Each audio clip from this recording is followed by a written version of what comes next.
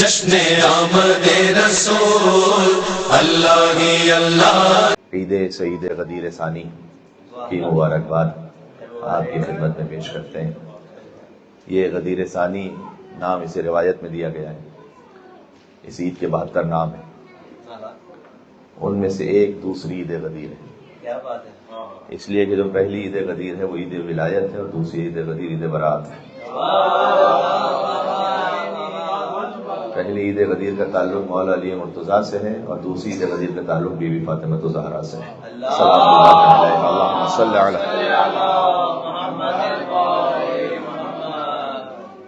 اس عید کا ایک اور نام ہے سیاہ لباس اتار دینے کا دن۔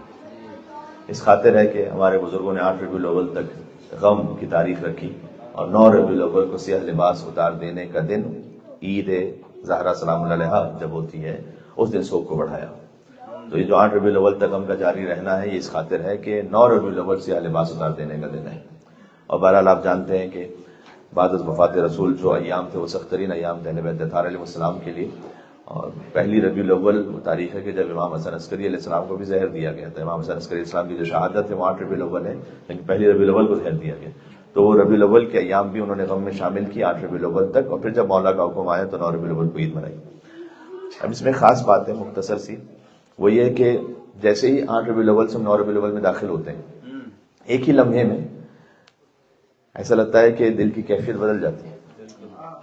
یہ کیا ہے؟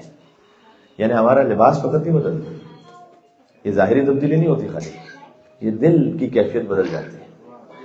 جو 8 ربیع الاول کے دن شدت غم میں ہوتا ہے مومن، اپنے آپ کے لیے وہ چہرہ پیٹ رہا ہے، سینہ پیٹ رہا ہے، جس حد تک اس کے امکان میں ہوتا ہے وہ چاہتا ہے کہ بس میں روتا رہوں، گریہ کرتا رہوں، جس حد تک۔ لیکن جیسے ہی 9 ربیع الاول کا دن آیا، کیا کیفیت بالکل بدل جاتی ہے۔ معجزہ نہیں ہے کہ ایک لمحے میں شدت غم سے شدت خوشحالی کی طرف آپ کا قلب بدل جائے، آپ کے لباس کا رنگ بدل جائے، آپ کے چہرے کی کیفیت بدل جائے۔ یہ کیا ہے؟ یہ ہے تسلیم ہو جانا اہل بیت کے سامنے، یہ مکمل تسلیم ہو جانا اہل بیت اطہار علیہ السلام کے سامنے۔ یہ یحزنون بحزننا ویفرحون بفرحنا، کہ ہمارا جو چاہنے والا ہوتا ہے اس کا نہ غم ہے نہ اپنی خوشی ہے، وہ ہمارے غم میں مغموم رہتا ہے اور ہماری خوشی میں مسرور رہتا ہے۔ لہٰذا 8 ربیع الاول تک اہل بیت کا غم تھا تو مومن کے دل کی کیفیت مغموم تھی، اور جیسے ہی 9 ربیع الاول آئی تو خود بخود وہ مسرور ہو جاتا ہے۔ یہ ہے مکمل تسلیم، جو سلم تسلیمہ کی کیفیت یہی ہے۔ مل کے سلوات لیجیے گا محمد والے محمد علیہ وسلم صلی اللہ علیہ۔ عرض کر دوں آپ سے میں کہ جو آیت سورہ نساء کی امام زمان علیہ السلام کے سلسلے میں جو سلسلہ مجالس تھی، ان میں نے شاید کچھ آیت ایک حوالے سے پڑھا بھی تھا، فَلَا وَرَبِّكَ لَا يُؤْمِنُونَ حَتَّى يُحَكِّمُوكَ فِي مَا شَجَرَ بَيْنَهُمْ، کہ تم ایمان کو اس وقت تک حاصل کر ہی نہیں سکتے، خدا کی قسم تم ایمان کو اس وقت تک حاصل نہیں کر سکتے جب تک کہ اپنے ہر تنازع میں اور اپنے ہر ڈسپیوٹ میں تم حکم نہ بنا دو رسول اللہ کو۔ ثم لا يجدوا في انفسهم حرجا مما قضيت، اس کے بعد جو کچھ وہ فیصلہ فرما دیں اس فیصلے سے تمہارے دل میں ذرہ برابر بھی شک نہ آنے پائے، بلکہ حرجن کا لفظ تنگی بھی نہ آنے پائے۔ یعنی ظاہر میں راضی ہوگا لیکن دل میں تنگی بھی اگر آ گئی تو ایمان کا کمال نہیں ہے، بلکہ شاید ایمان ہی نہیں ہے۔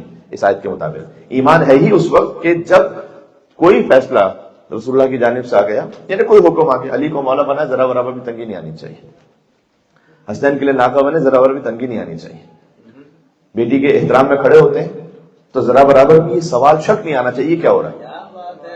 جو کچھ رسول اللہ انجام دے دیں، جیسے حلال کر دیں وہ حلال، جیسے حرام کر دیں وہ حرام، قیامت تک کے لیے، جیسے مولا بنا دیں وہ مولا، جیسے اپنی محفل سے اٹھا دیں، یعنی جہاں ولایت ہو جہاں برات ہو، جو کچھ رسول اللہ کہتے ہیں وہ مان لو بس، ذرا برابر بھی تنگی نہ آنے پائے۔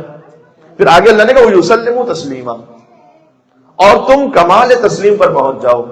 یسلموا ہے وہ تسلیم آئے مصدر، یعنی تسلیم کا بھی اعلیٰ ترین مقام، یہ ہے مومن کی آخری منزل۔ توجہ چاہتا ہوں، جو مومن کی بالکل آخری منزل ہے نا، کہ ایک تو تنگی بھی نہ دل میں آئے، پھر کہا کہ یسلموا تسلیما، کمال تسلیم تم میں ہو، یہ آخری منزل ہے ایک مومن کی۔ جو مومن کی بالکل آخری منزل ہے وہ ابوالفضل عباس کی زیارت کی پہلی منزل ہے۔ تسلیم و تصدیق والوفاء والنصیحہ، تسلیم سے ہو رہے ہیں۔ مل کے سلام بولے جناب ابو الفضل اللہ صلی اللہ علیہ وسلم. حسین علیہ السلام. جب مومن کی آیت ختم ہوتی ہے وہ عباس کی زیارت شروع ہوتی ہے. پھر ایک الگ موضوع ہے انشاءاللہ پھر کبھی. لیکن بہرحال تو یہ جو تسلیم ہے، کمال تسلیم، یہ آپ کو 8 ربیع الاول اور 9 ربیع الاول میں نظر آتا ہے، محسوس ہوتا ہے، خود اپنے دل میں محسوس ہوتا ہے، ٹھیک ہے نا. اور چونکہ عید برات ہے، میں 2-4 حدیثیں آپ کی خدمت میں برات کے حوالے سے عرض کرتا ہوں، پھر کبھی تفصیلی موضوع پر بات کریں گے. کہ خود امام معصوم نے فرمایا ہے، غالباً امام محمد باقر السلام کی حدیث ہے، کہ جو چاہتا ہے مومن کہ اس کے اور اللہ کے درمیان حجاب ہٹ جائے.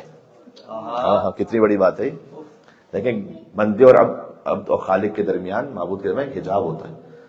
مولانا نے فرمایا کہ جو چاہتا ہو کہ اللہ اس کے درمیان حجاب ہٹ جائے تو وہ آل محمد کے موالیان میں سے اپنے آپ کو قرار دے اور ان کے اعداء سے برات رکھنے والوں میں اپنے آپ کو شامل کرے اور امام برحق کا ماموم بن کر رہے تو اللہ اس کے اور بندے کے درمیان حجاب کو ہٹا دے گا. مل کے صلوات بھیجیں نام مولا محمد باقر علیہ السلام.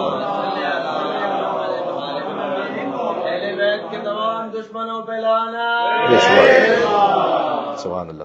اسی خاطر ہے کہ مولا رضا علیہ السلام نے فرمایا ہے کہ ایمان تو ہے ہی، کمال ایمان ہے برات کے ساتھ ولایت. اس لیے کہ اعمال قبول نہیں بغیر ولایت کے اور ولایت قبول نہیں بغیر برات کے.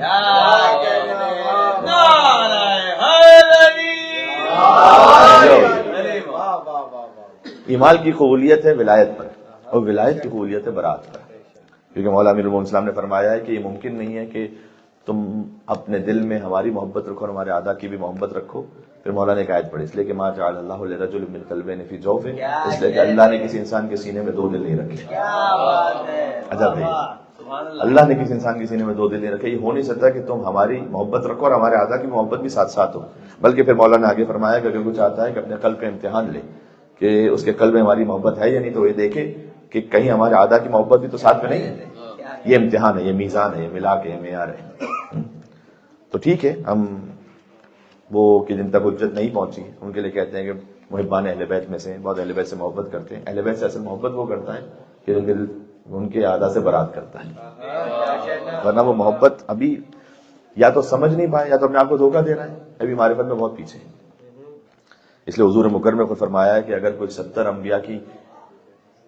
انبیاء کی شفاعت لے کر اور 70 انبیاء کے اعمال لے کر، اللہ اکبر، 70 انبیاء کے اعمال کا مطلب کیا ہے کہ جو نوح علیہ السلام کی محنتوں کو لے کر آئے، ابراہیم علیہ السلام کی زحمتوں کو، عیسیٰ علیہ السلام مردے کو زندہ کر دیتے تھے، یہ سارے کمالات بھی لے کر آئے. 70 انبیاء کی زحمتوں اور عبادتوں کو کوئی، اعمال کو کوئی لے کر آئے اللہ کی بارگاہ میں، لیکن ناسبی ہو، تو ایک مقام حضور نے فرمایا کہ اللہ اعمال کو مسترد کر دے گا، ایک مقام فرمایا کہ منہ کے بل جہنم میں ڈال دے گا. اور پھر حضور نے فرمایا کہ لو ان ناسما شفع له كل نبی مرسل. پہلے تو کہا کہ 70 انبیاء کے اعمال لے کر آئے، پھر کہا کہ اگر ناصبی کے لیے ہر نبی مرسل بھی شفاعت کرے اور ملک مقرب بھی شفاعت کرے تو اللہ شفاعت کو قبول نہیں کرے گا. تو یہ وہ تمام اللہم صلی علی محمد وعلی محمد. ماشاءاللہ. لہذا صادق علیہ محمد کا فرمان ہے کہ تمہارے ایمان کی محکم ترین دستاویز ہم سے محبت اور ہمارے اعداء سے برات ہے. جو ڈاکومنٹ ہے نا، ہر چیز کا کوئی سرٹیفکیٹ ہوتا ہے. آپ نے کہا میں نے فلاں کورس کیا، سرٹیفکیٹ کیا آپ کے پاس؟ کہیں سے سرٹیفائڈ آپ ہیں یا نہیں؟ تو جو سرٹیفکیشن ہے ایمان، آپ کا میرے پاس ایمان ہے، اس کا سرٹیفکیشن کیا ہے کہ ہماری محبت ہمارے اعداء سے برات ہے یا نہیں، یہ ایمان کا سرٹیفکیشن ہے. مولانا نے فرمایا اس کی دستاویز یہ ہے. دیکھیں اگر خدا نخواستہ کوئی غلطی ہو جاتی، گناہ ہو جاتا ہے، اس کے بعد آپ کو ریگریٹ ہوتا ہے نا اپنے دل میں، اس جذبے کو بڑا سنبھال کے رکھیے گا. اس لیے کہ یہ جو ریگریٹ ہونا ہے نا، اس کی قسم کھائی ہے اللہ سبحانہ و تعالیٰ نے قرآن میں، اس نفس کی قسم کھائی ہے جو ملامت کرے. سبحان اللہ. یہ اتنا محترم ہے، لا اقسم بیوم القیامہ ولا اقسم بالنفس اللوامہ. میں قسم کھاتا ہوں قیامت کے دن کی اور میں قسم کھاتا ہوں ملامت کرنے والے نفس کی. یعنی یہ اتنا محترم ہے آپ کا وہ نفس کے جو آپ کو ملامت کرے. ایک مرتبہ یہ ہے کہ گناہ ہو گیا، پھر اگر کبھی گناہ کے بعد انسان بالکل کیئرلیس ہو جائے، اس کا مطلب ہے کہ نفس مر چکا ہے. لیکن اگر گناہ کرنے کے بعد کسی مومن کی توہین کر دی، کسی کے لیے غیبت کر دی، حسد کر دی، غلط کہہ دیا، کچھ نماز قضا کر دی، کچھ غلط دیکھ لیا، ایٹ لیسٹ بعد میں ریگریٹ ہوا کہ یہ کیوں کیا تھا، نہیں کرتا تو بہتر تھا. یہ جو ملامت ہو رہی ہے نا اپنے اندر، یہ اتنی محترم ہے کہ اللہ سبحانہ و تعالیٰ اس کی قسم کھاتا ہے قرآن میں کہ میں قسم کھاتا ہوں قیامت کے دن کی، میں قسم کھاتا ہوں ملامت کرنے والے نفس کی.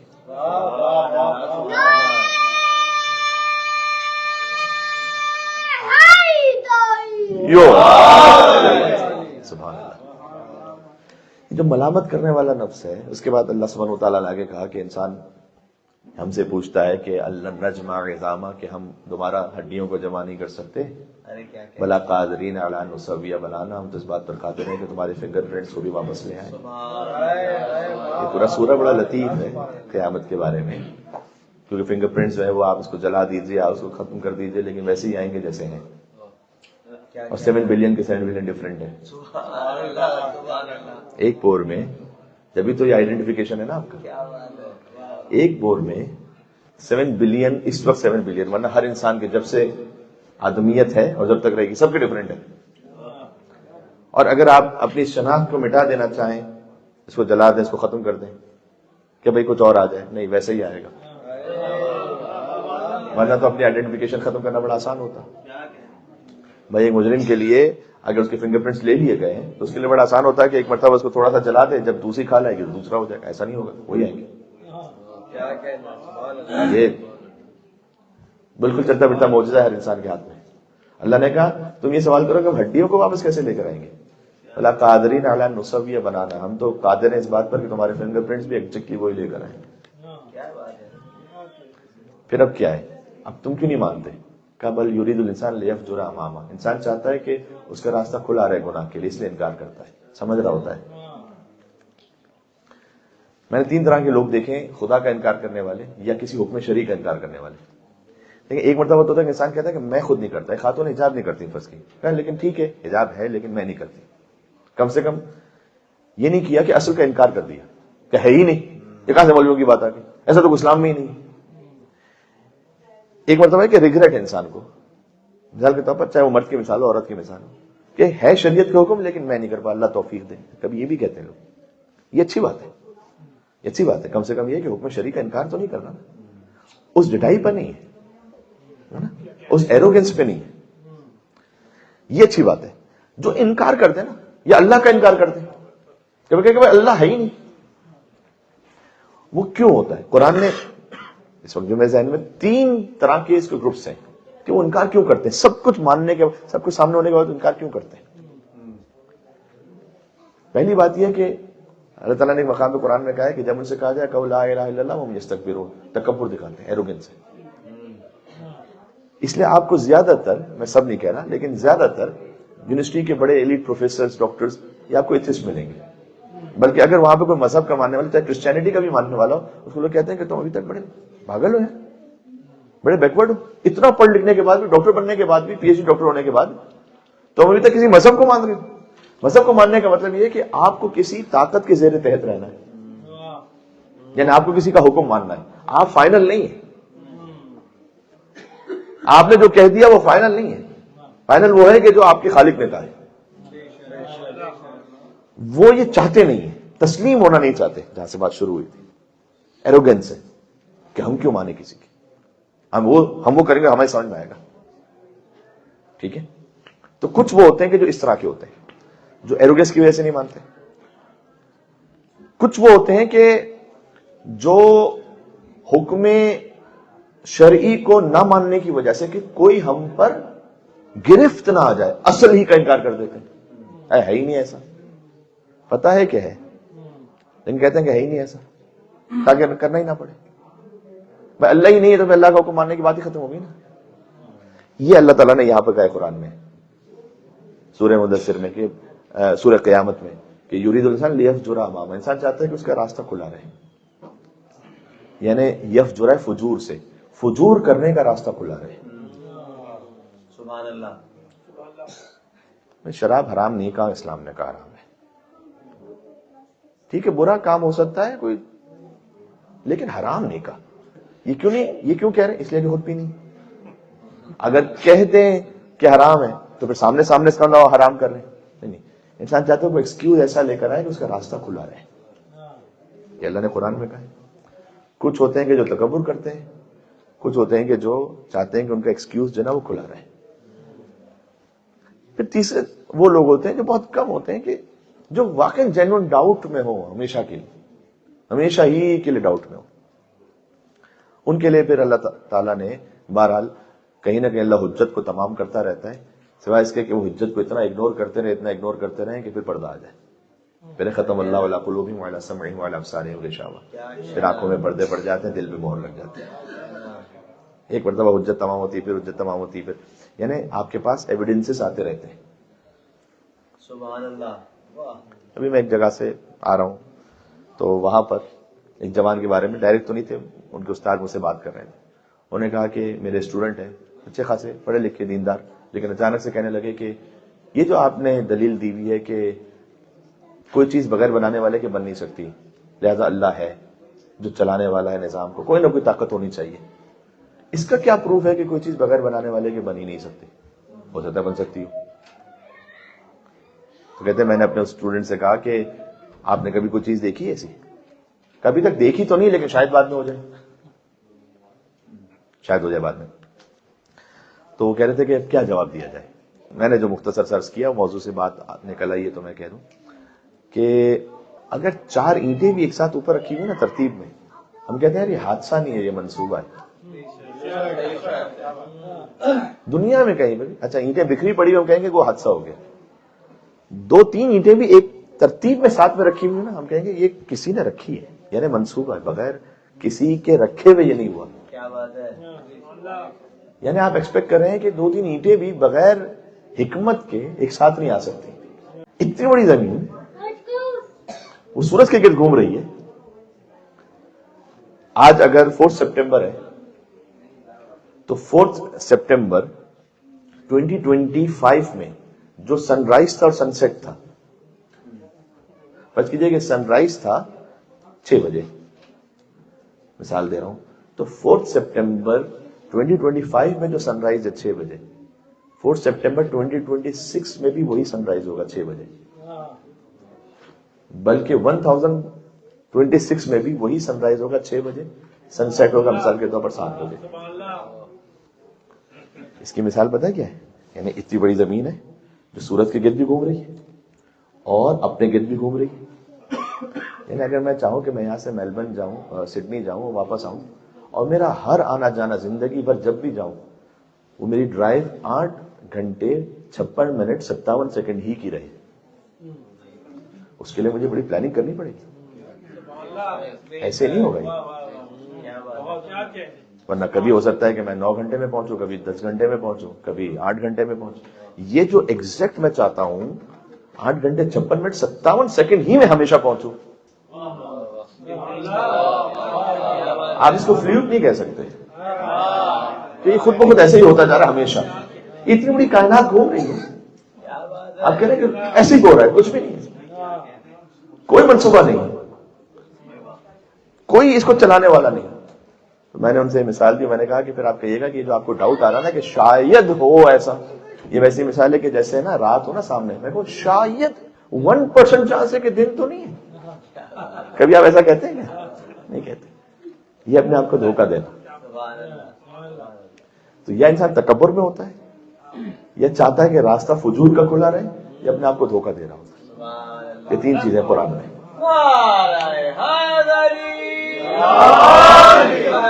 حضرت شمس محمد سلطان نجف بلندر سلام.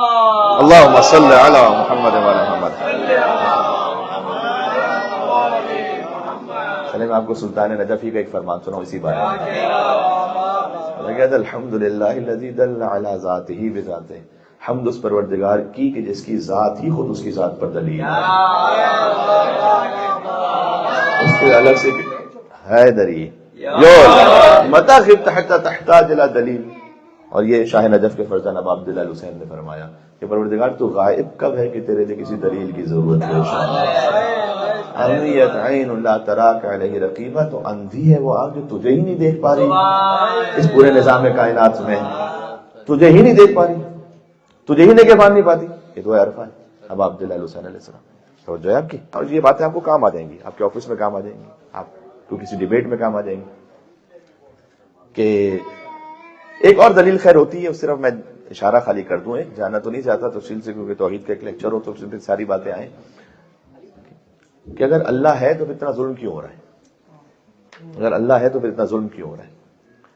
دیکھیں، اس سے آپ کو یہ سب سے پہلے ثابت کرنا پڑے گا، اس کا مطلب ہے کہ آپ کسی اللہ کو تو مان رہے ہیں اس نظام کائنات میں، وہ عادل ہے ظالم اس پہ بعد میں بات کرتے ہیں، پہلے یہ بات کیجئے کہ کوئی ہے یا نہیں ہے، کیا کوئی نہ ہو تو یہ چل سکتا ہے یا نہیں، پہلے آپ یہ اسٹیبلش کر لیں، پھر وہ عادل ہے ظالم ہے اچھا ہے برا ہے تھوڑا اچھا ہے تھوڑا برا ہے پورا اچھا ہے پورا برا ہے، اس بعد میں بات کریں گے، بنیاد ہی نہیں اس پر تصویر کیا ہے پھر، تو پہلے تو یہ ثابت کریں، اور اگر یہ ثابت ہو جائے تو پھر یہیں سے آگے تصور آتا ہے کہ اگر وہ خدا حکیم ہے اور وہ خدا عادل ہے، تو اسی خاطر ہم کہتے ہیں کہ اگر آپ یہ کہہ رہے ہیں کہ خود اتنا ظلم ہو رہا ہے تو خدا اتنا برا ہے، نہیں، یہ جو پورا نظام کائنات ہے وہ اس کے سسٹم میں ایک ڈاٹ ہے، اس لیے اس نے آگے ایک نظام رکھا ہے جو کہ اس دنیا میں کیپیسٹی ہی نہیں ہے کہ ہر ظالم کو اس کے پورے ظلم کا بدلہ دیا جا سکے۔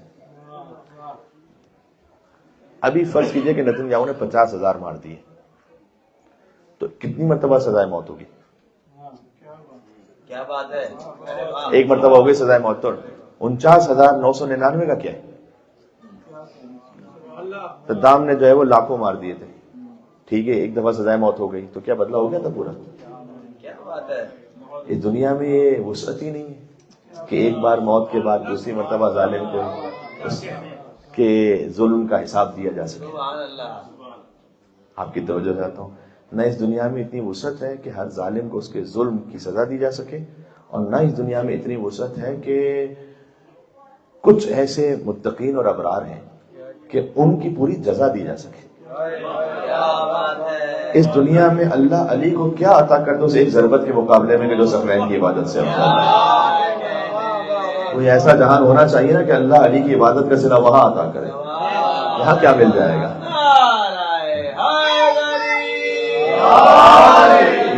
حضرت صاحب ذوالفقار بلند تر صلوات، اللہم صلی علی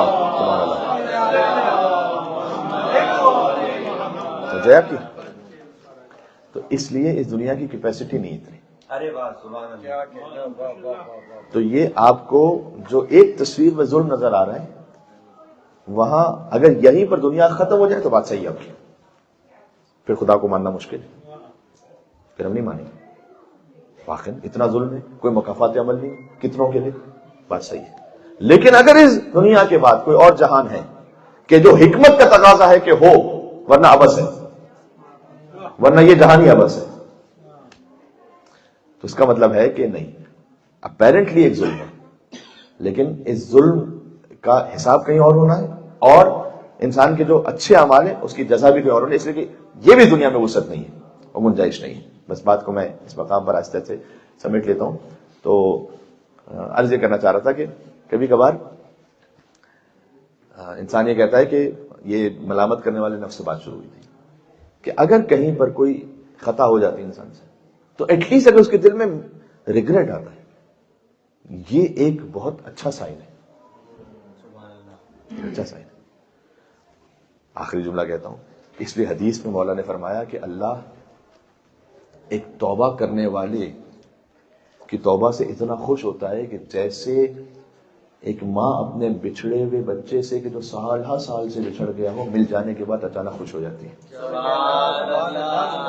آپ نے توجہ کی کہ کیا مثال دی امام علیہ السلام، ایک دم خوش ہو جاتی ہے نا، ویسے اللہ خوش ہو جاتا ہے اپنے بندے سے، اللہ اس لیے خوش ہو جاتا ہے کہ وہ بندہ توبہ کر کے اگر آ جائے اسی بار کا۔ عید زہرا سلام علیہ کے ناموں میں سے ایک نام ہے توبہ کرنے کا دن، تو عید زہرا سلام علیہ اس دن معافی کا دن ہے، ٹھیک ہے۔ زہرا سلام علیہ کی محبت تو ویسے ہی گناہوں کو بخشوا دیتی ہے۔ حدیث یاد آ گئی مولا علی کے لیے، لیکن ظاہر ہے کہ بی بی زہرا سلام علیہ کے لیے بھی یقیناً اسی طرح سے ایک ہی نور کے سلسلے کا سارا سلسلہ ہے یہ کہ علی کی محبت، حب علی جن، علی کی محبت گناہوں کو ایسے کھا جاتی ہے کہ جیسے آگ لکڑی کو کھا جاتی ہے۔ کیا کہنا، علی کی محبت گناہوں کو ایسے کھا جاتی ہے کہ جیسے آگ لکڑی کو کھا جاتی ہے۔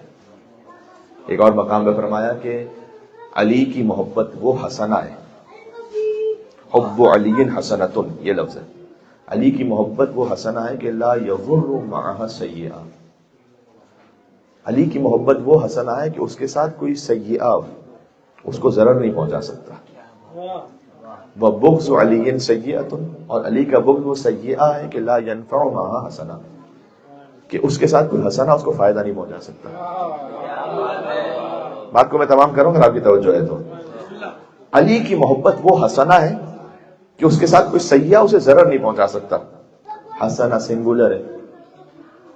اب سمجھ میں آیا آپ کو کہ جو ہمیں دعا مانگنے کا حکم دیا گیا قنوت میں قرآن میں کہ ربنا آتنا فی الدنیا حسنہ، حسنات نہیں ہے یہاں پر، پلورل نہیں ہے، یہ ہم غلط ترجمہ کرتے ہیں. پروردگار تو دنیا کی حسنات بھی عطا فرما اور آخرت کے حسنات، حسنات کا لفظ ہے، حسنتن کا لفظ ہے، ایک خاص حسنہ. پروردگار ربنا آتنا فی الدنیا حسنہ، تو دنیا میں بھی ایک خاص حسنہ عطا فرما، اور پھر آخرت حسنہ، اور آخرت میں بھی ایک خاص حسنہ عطا فرما. یہ کون سا حسنہ مانگ رہے ہیں اب اللہ سے؟ یہ وہ حسنہ ہے کہ جس کے ساتھ کوئی سیئہ آپ کو ضرر نہیں پہنچا سکتا. اور وہ ولایت علی نے بتایا.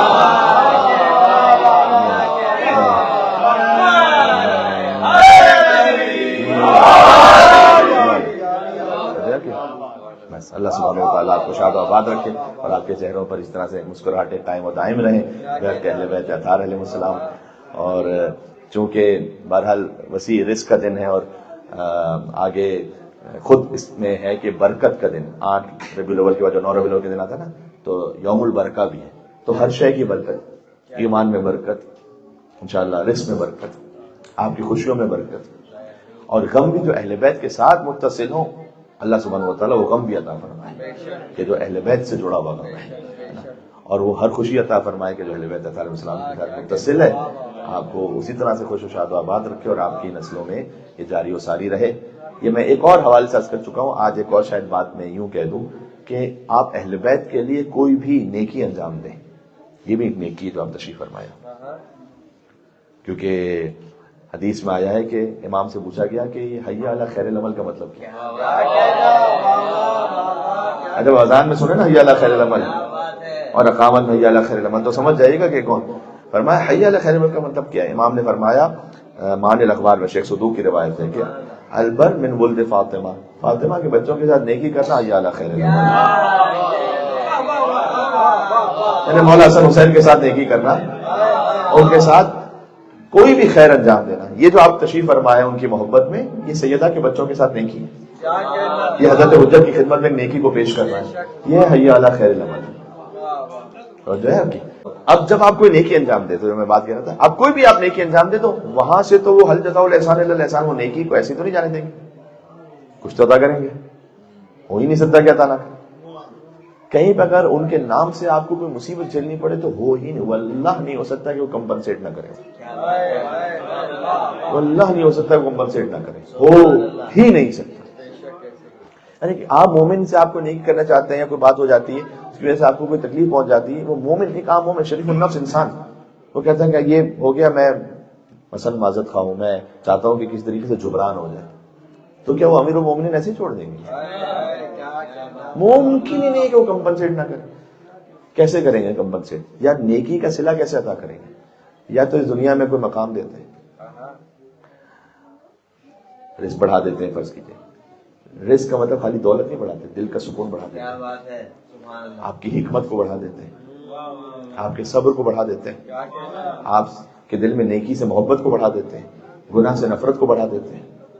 یہ سب وہ عطا کرتے ہیں. سب سے بڑی چیز پتہ ہے کیا عطا کر سکتے ہیں؟ جو سب سے بڑی چیز عطا کرتے ہیں وہ یہ کہ کچھ ایسا عطا کرتے ہیں آپ کو کہ اپنی ولایت سے اور قریب کر دیں. اس سے بڑے بھی کچھ عطا نہیں ہو سکتا.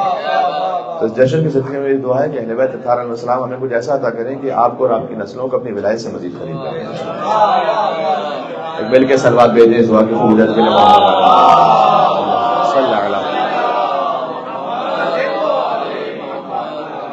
بہت خوبصورت انداز سے آپ نے جشن سنا بھی، اور حالانکہ کوئی ظاہر ہے کہ ایک آئیڈیولوجیکل بحث شروع ہو گئی تھی درمیان میں، لیکن اسے بھی بڑی توجہ سے آپ نے سنا.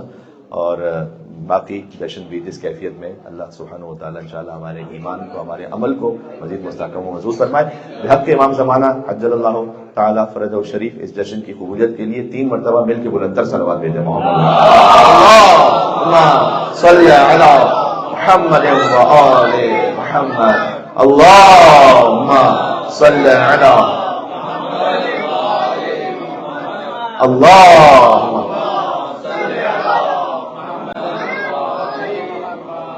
پنجتن کے در پکیسے سر جھکانا چھوڑ دوں ہو مخالف کر زمانہ تو زمانہ چھوڑ دوں ہو مخالف کر زمانہ تو زمانہ چھوڑ دوں پنجتن کے در پکیسے سر جھکانا